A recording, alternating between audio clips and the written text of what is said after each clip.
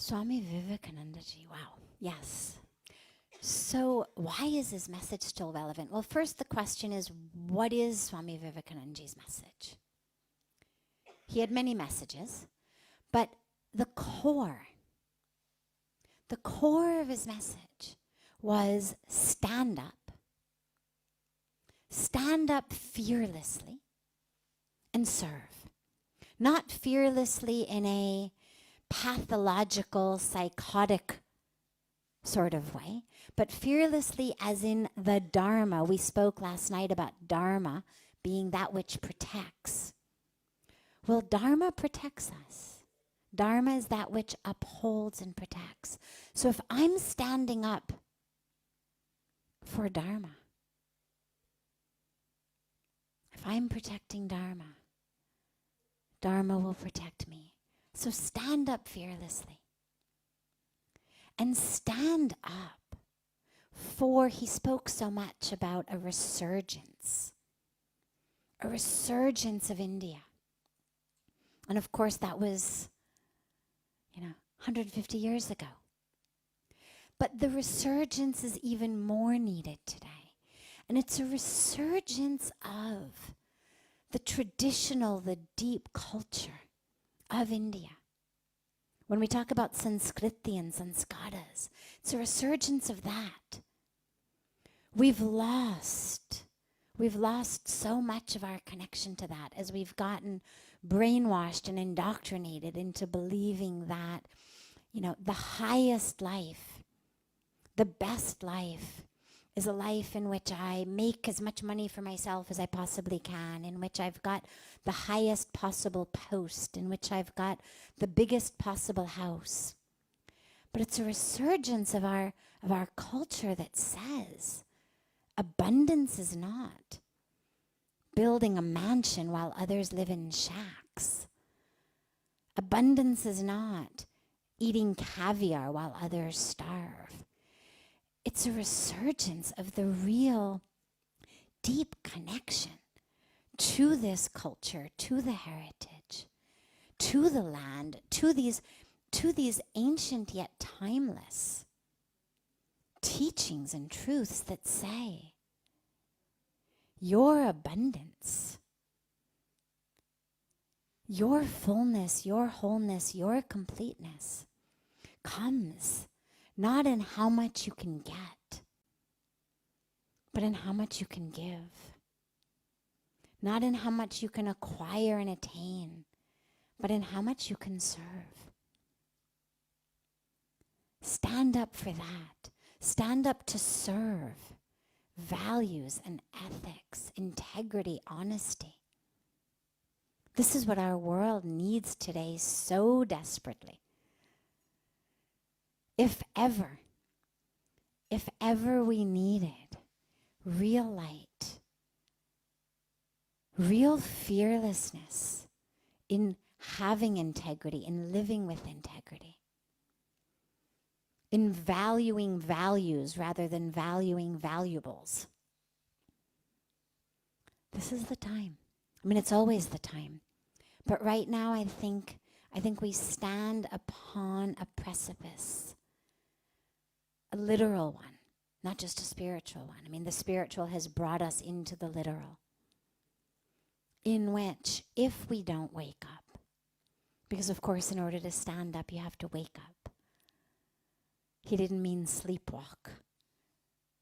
To stand up you have to wake up. So first we wake up,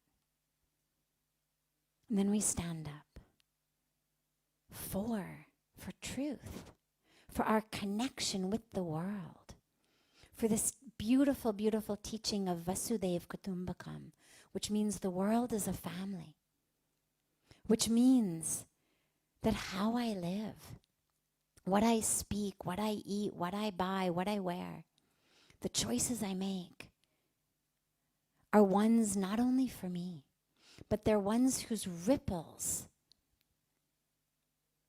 move throughout the entire world. And Vivekanandaji taught, really, we are the ones. We are the ones we are waiting for.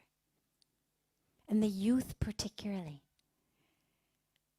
not the next generation, but the now generation. And India today is about 65% youth, which means almost anything and everything that we think is wrong in the world, that we'd like to fix in the world, we actually have that power.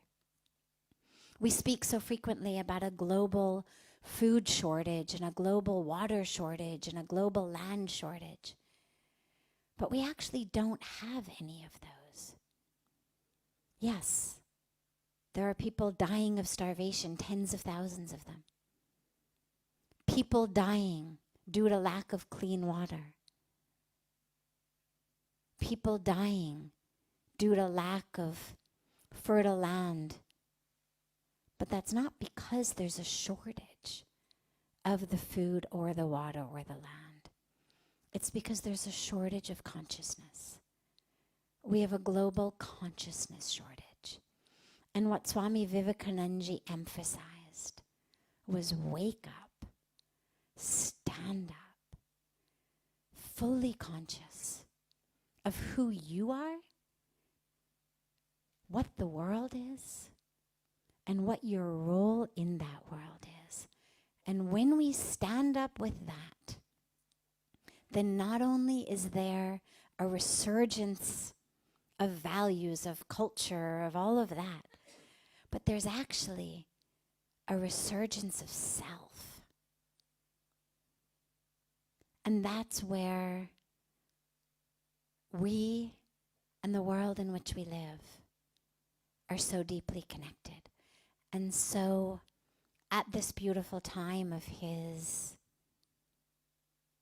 birthday celebration, let us recommit ourselves, whether we are Indians, whether we are Hindu, whether we are of any religion, of any culture, of any race, of any religion. Swami Vivekanandaji took this message to America,